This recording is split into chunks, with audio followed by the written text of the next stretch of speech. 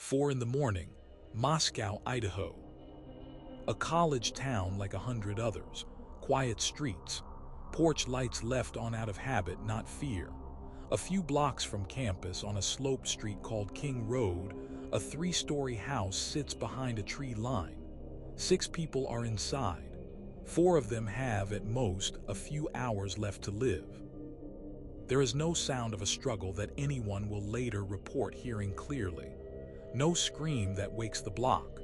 What there is, according to one survivor, is the faint shape of a man in the hallway, dressed in black, a mask covering the lower half of his face, bushy eyebrows above it, the single detail her memory will hold on to, the one piece of him she can describe to police with any confidence at all. By the time the sun comes up over Moscow, 2 of the people inside that house are still alive. They are feet away from the 4 who are not. And for the 8 hours between the killings and the first call to police, no one outside that house knows anything has happened at all. Before this is a case, it is 4 lives and the brief, ordinary Saturday night that ended them. Madison Mogen was 21. Friends remembered her as the kind of person who simply made a room better by being in it, someone who, in her family's own words, always brought us joy. She and Kaylee Goncalves had been inseparable since childhood, the kind of friendship that survives every version of growing up. They were roommates. They were, in the truest sense, family that happened to share a last name with no one. Kaylee was 21 as well, fierce, outspoken, the type of friend who'd tell you the truth even when it cost her something. Zana Kernodle was 20, a junior, known to friends as a constant presence, someone people would later describe simply as everyone's best friend. And Ethan Chapin, 20, was Zana's boyfriend. He wasn't a resident of the King Road house. He was simply there that night, the way you are at your girlfriend's place on an ordinary weekend, because you're young and you're in love, and there is no reason yet to think a single night could matter more than any other. It was their senior year, the kind of year college students spend trying to hold on to because everyone tells them it ends faster than they think. That Saturday had been unremarkable by design: a local food truck, a fraternity party, a late-night stop for pizza. The house on King Road held 6 residents in total. 2 of them would survive what was coming. The other 4 would not make it to morning. There was nothing about that Saturday that distinguished it from 100 others. That is, in part, what makes it unbearable in retrospect. Nothing warned them. Nothing could have. The timeline investigators would eventually reconstruct begins in the deep hours of the early morning, sometime after 4, when a masked figure entered the house through a sliding door on the lower level. What happened over the next several minutes inside that house, according to law enforcement, was fast, and it was brutal. Investigators have said the attacker moved through the home with purpose. 3 of the victims were on the upper floors. The attack has been described, in court filings, as occurring largely while most of the victims were asleep, a detail that would later surface, devastatingly, in the words of the families themselves. 2 roommates survived. One of them, Dylan Mortensen, would later tell investigators she woke during the night and opened her door to a hallway that did not feel right. She has described seeing a figure she didn't recognize, someone in black clothing, a mask covering his nose and mouth. The eyes, she said, were fixed on her. And above them, eyebrows she would describe to police as bushy, a strange, almost mundane detail to survive an encounter like that with. And yet it's the detail that mattered most in the weeks that followed, because it was one of the only physical descriptions anyone had. She closed her door. She did not call police that night. In the chaos and disorientation of what she'd just seen, and what she didn't yet know had happened in the rooms around her, that decision would become one of the most discussed and most misunderstood details of the entire case. Survivors of trauma do not always act the way outside observers expect. Fear does not always look like the thing you'd assume it looks like. It would be roughly 8 in the morning, hours after the killings, before a 911 call was placed from inside the house. The surviving roommates had called friends over, believing one of the victims had simply passed out and wasn't responding. What they found when they went upstairs was not that. By the time officers arrived, the scene inside the house on King Road would become one of the most extensively documented crime scenes in recent American criminal history, and one of the most carefully guarded. For weeks, investigators would say almost nothing publicly. The silence in a town of ugly 25,000 people that suddenly found itself at the center of national news was its own kind of unbearable. 15 minutes away, across the state line, in Pullman, Washington, a 28-year-old man was a few months into a PhD program in criminology at Washington State University. His name was Bryan Kohberger. There is a particular unease that settles into a story at this point, not because of anything proven yet, but because of proximity. A student of criminal behavior, studying the patterns of offenders, living a short drive from a crime scene that would soon dominate the national conversation. It is the kind of detail that invites speculation. This isn't the place for that. What can be said, because it's documented, is this. Kohberger had recently completed an undergraduate and master's program in criminal justice at DeSalle University in Pennsylvania before enrolling at WSU. Classmates and instructors who spoke to reporters in the weeks after his arrest described him in terms that, taken together, suggest someone who struggled to connect, intense in seminar discussions, socially distant outside of them. None of that on its own means anything.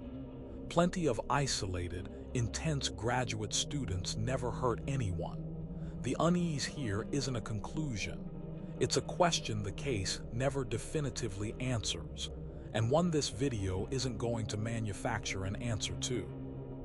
What investigators would eventually establish is more concrete, that the drive between Kohberger's apartment in Pullman and the house on King Road took roughly 15 minutes, that a white Hyundai Elantra, a model investigators would soon be asking the public to help identify, had been seen on surveillance footage near the scene in the hours before the killings.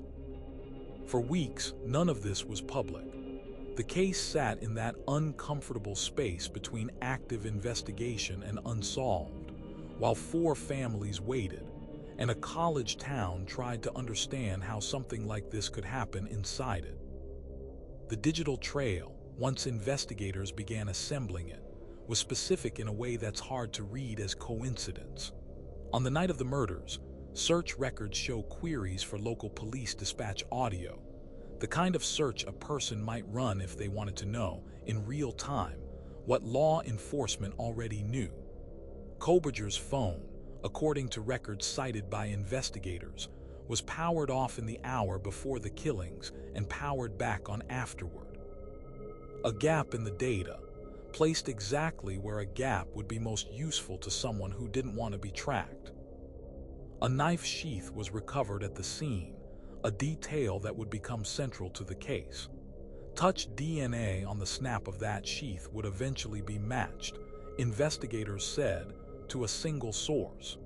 Separately, when Kohberger's car was searched following his arrest, investigators found no victim DNA inside it.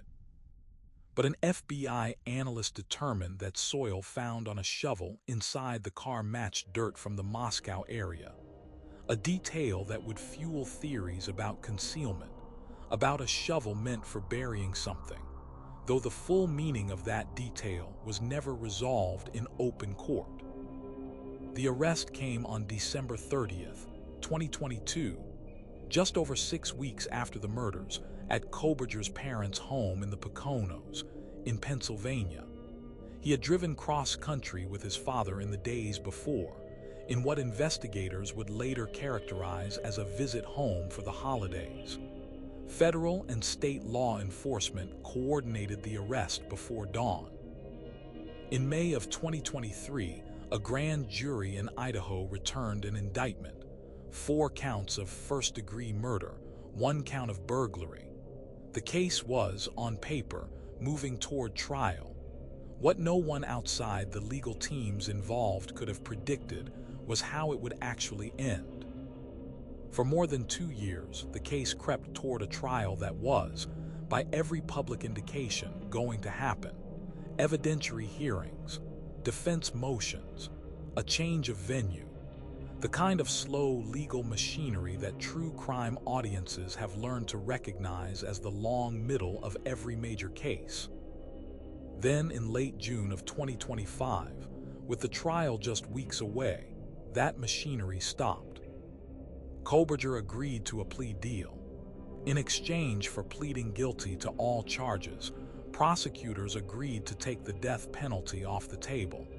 He would receive life in prison without the possibility of parole, and in accepting the deal, he waived his right to appeal and waived his right to ever seek a reduced sentence. On July 2, 2025, he stood before a judge and pleaded guilty: 4 counts of first-degree murder, 1 count of felony burglary. It's worth pausing on what that plea actually did structurally to this case. A trial would have meant weeks of evidence presented in open court, forensic testimony, expert witnesses, a detailed timeline assembled piece by piece for a jury, and by extension, for the public watching. A guilty plea ends all of that. There is no cross-examination, no defense theory of motive forced into the record, no moment where prosecutors are required to lay out, in full, why? Because a guilty plea doesn't require an explanation. It only requires an admission. For 4 families who had spent 2.5 years waiting for a trial that would force answers into the light, the plea meant the legal process was finally ending. It also meant, almost certainly, that the central question of this entire case, the one word that drives so much of true crime as a genre, was ending with it. Unanswered. By design. That was, in plain terms, the price of avoiding a trial. July 23, 2025, Latah County Courthouse, Boise, Idaho. Kohberger sat through the hearing in an orange jumpsuit, restrained, his expression, by every account from inside the room, flat, unmoved. When the judge offered him the chance to speak before sentencing, he answered with 3 words: "I respectfully decline." What followed was the only moment in the entire legal process where the victims' families were given the floor without restriction, the one place the plea deal couldn't silence. One by one, they stood and spoke directly to the man who killed their daughters, their sister, their friend. Olivia Goncalves, Kaylee's older sister, told him he was a delusional, pathetic loser who had believed himself smarter than everyone around him, that he wasn't special, wasn't deep, wasn't mysterious or exceptional. She told him that no one believed he mattered, and that her sister would have called him exactly what he was: a sociopath, a psychopath, a murderer. She would later describe the experience of looking at him as something closer to encountering a person with no humanity behind the eyes at all. When she finished, the courtroom broke into applause, and the judge, who could have called for order, let it happen. Judge Stephen Hippler handed down the sentence: 4 consecutive life terms without parole, plus 10 years for the burglary charge, plus close to $300,000 in financial penalties owed to the victims' families. The judge offered his own assessment of the man in front of him, saying, in essence, that he could find nothing redeeming in Kohberger at all, that whatever might once have been good or human in him had been buried by what he'd done. And prosecutor Bill Thompson, reflecting afterward on the case he'd spent years building, made an admission that may be the most honest thing said about Kohberger in the entire proceeding. that there had been no evidence of prior violence, no criminal history, nothing in the record that explained how someone arrives at this, and that even if Kohberger had been asked to explain himself, even if the door had been open, Thompson said he wouldn't have trusted him to tell the truth anyway. 4 people are dead.